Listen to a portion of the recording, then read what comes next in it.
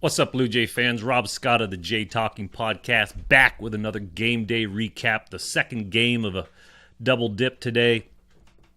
Jays won the first game of the series against the Cards. That was on Tuesday. Yesterday's game was rained out. Jays looked really strong going into the ninth today, a 4-2 lead. Osuna blew it.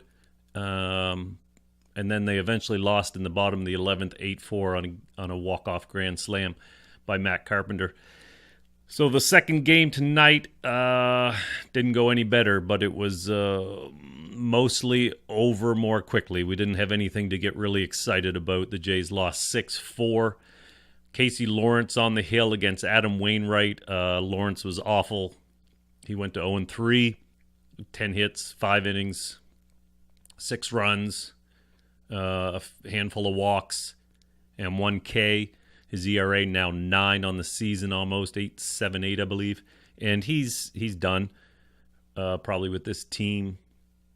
You know, I mean, maybe they'll need a call up or something, but I'm sure he'll go back down to AAA and just be there for depth, which is all he was anyway. So I mean, let's not overstate that. But yeah, I'm just going to skip through this recap real quickly because I mostly want to talk and just rant instead of just go over numbers. Adam Wainwright got the win. I think he went to 2-3 on the season. Again, I wasn't too concerned about looking over the stats. Big hit for the Jays. Kendrys Morales, a 3-run shot. Devin Travis came in, went 1-for-1 with 2 steals. So he looks like he's heating up a little bit. The Cards had 3 players that had 3 hits apiece, and their offense was just better than the Jays. And that's been the story for almost every game the Jays have played. The pitching's been fine. The starting pitching has been fine. The bullpen has been, again, exactly what I thought what they would be, which is average, below average, bottom 20 in Major League Baseball, where I had pinned them in the preseason. So the Jays lose. They fall to 6-16. They now officially have to play They officially have to play 600 ball the rest of the way to reach 90 wins and make a playoff spot. They will need almost a miracle for that to happen. They are in Tampa Bay tomorrow. No, they're back in Toronto playing Tampa tomorrow for a 3-game set. On the hill, Blake Snell, who's 0-2, but with a 3.38 ERA against Marcus Stroman, 2-2, 3.10 ERA.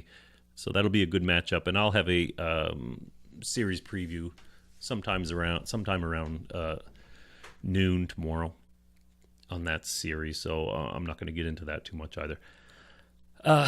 You know, I really feel like I need to apologize because I never picked this team to be a playoff team. I never saw Shatkins, which is Shapiro Atkins. I don't know why I don't know why I just want to say Atkins by himself as the GM. I always feel like for the first time ever, I've never talked about any GM like this, that he's not the only GM, like as if Shapiro has a hand in it.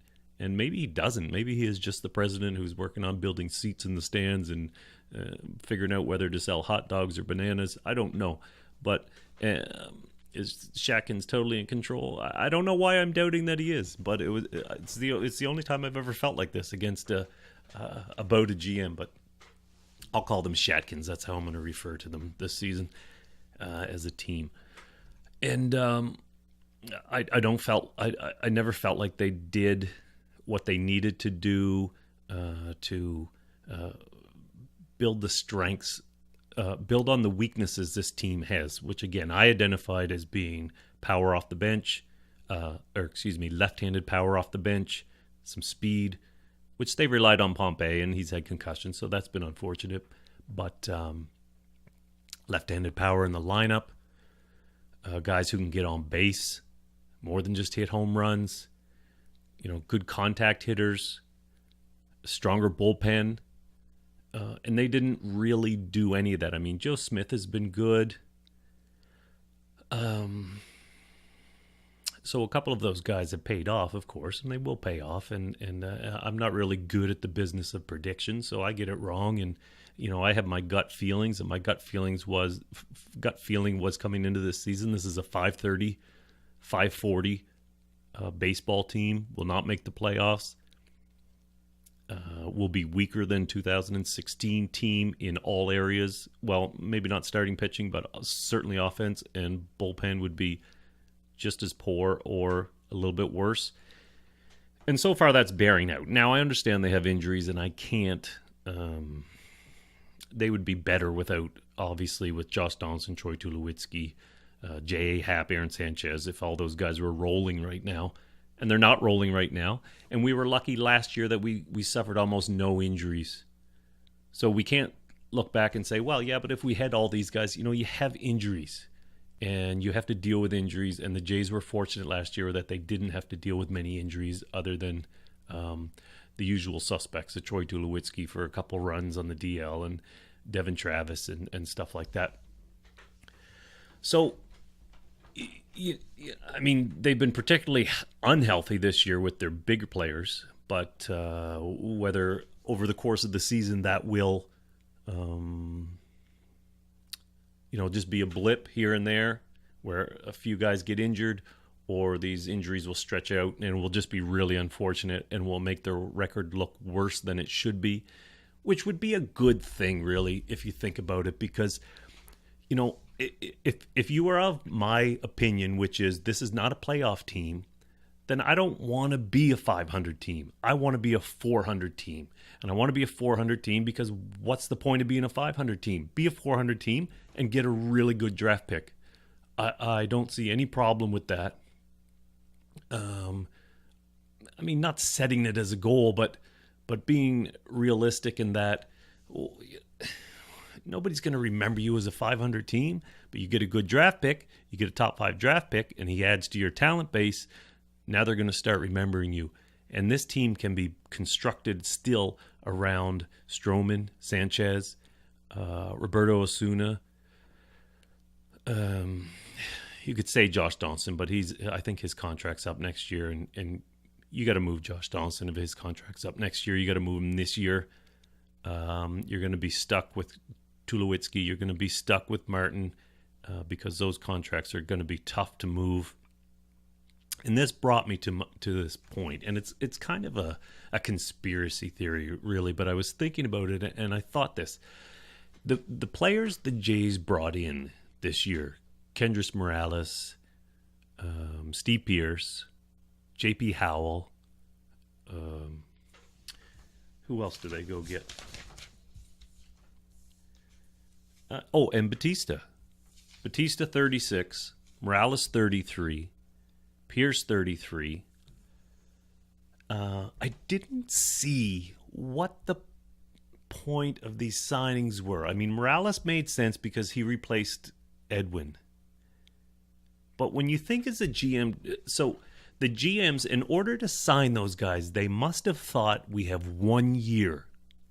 Two things. They thought we have 1 year, or, and this is kind of my conspiracy theory or my thought, I'm going to put out there and see what you think, or I need to appease the fan base, making it look like we're going to do something, knowing this isn't a good team. So we'll sign these guys who didn't really make sense, as Steve Pearce. Kendrys Morales, replacing Edwin made sense in a way, but he didn't make any sense. Well, a switch hitter, but the age concerns me. Like, why did they sign? I mean, these aren't long-term signings. So what was the point? Was it to appease a fan base and make it look like it? Knowing if we bring in these guys, it's no big deal. We bring in Batista. That'll make people happy because everybody has a love affair with Jose Batista. But, we can do this with money. We don't have to move prospects because we know our future is in the prospects. And, it'll make it look like we're doing something, and people will not be furious with us to say, the second-year guys are just throwing this team into the dirt, which I think a lot of Blue Jay fans would think, and I think it's stupid. I think it's stupid because I think you're putting pressure on them to build a team that in reality wasn't that good anyway. They should have, I would have preferred them, because of my feeling of where this team was going this year, I would have preferred them to be aggressive, trying to move Tulowitzki, maybe Donaldson, but Tulowitzki for sure. Martin, see what you can get. See if you can put anything out there. I mean, nobody's going to want Martin's contract. I couldn't imagine. Tulowitzki's going to be very hard to move with his contract. Why sign Jose? It just feels like they kind of nudged toward, let's just appease people, not make the sign, let's not go all in. This isn't going to hurt us to appease the fans and, hope for the best / worst. And I just wonder. I wonder if that's something they thought to themselves, because the signings don't make a whole lot of sense in terms of dealing with those weaknesses. I mean, they couldn't have found a left-handed power bat for the bench. They couldn't have found that anywhere. Batista in right field, knowing what he was coming off of, and now granted for Batista, his arms have been better this year. His defense has improved because his arm is stronger. He's tied for the lead in assists, I believe, or maybe leading with 3. But it just didn't make any sense to me, and I'm interested to know what Shatkin's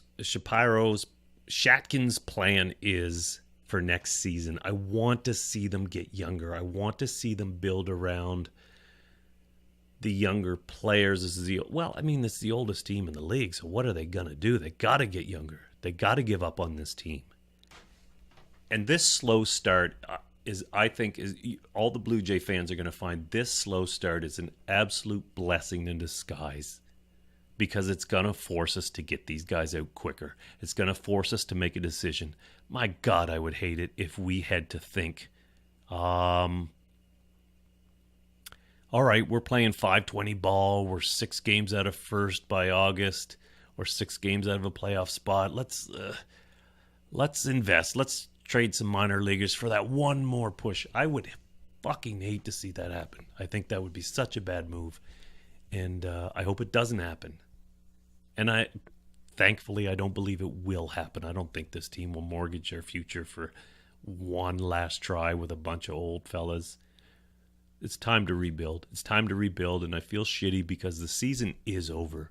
I mean, realistically, we can put our hearts in it, but realistically, this season is done. And the sooner we accept that, the better. So that's my thoughts for tonight. I just wanted to get that out. And I thank you for joining me. Well, just let me say first, though, and I said this on a tweet today.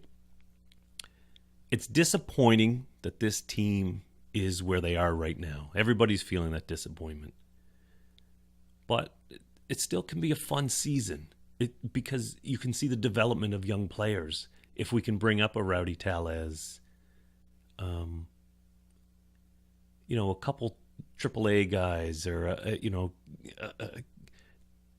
Anthony Alford maybe for a start or two, or whatnot. You can play around with some of these young guys now and just throw them into the fire for a minute and throw them back out and see what we have. Give them a little bit of experience. That can be fun, watching these young guys play and seeing what trades are going to happen, because there will be trades. That's really fun. That's a fun aspect to look at. So there's still things to look forward to. And I don't think this whole team needs to be completely rebuilt. But, I don't see why 2018 couldn't be a year of contention again.